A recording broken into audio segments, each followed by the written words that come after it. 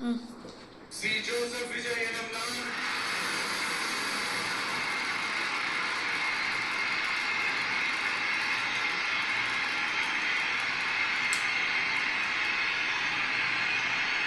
சட்டப்படி அமைக்கப்பெற்ற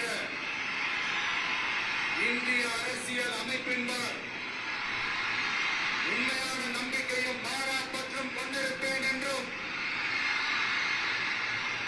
இந்திய நாட்டின் ஒப்பில்லாத முழு முதல் ஆட்சியையும் ஒருமையையும் நிலை நிறுத்துவேன் என்றும்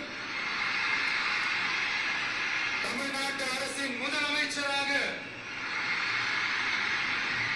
உண்மையாகவும் உளச்சான்றின்படியும் என் கடமைகளை நிறைவேற்றுவேன் என்றும்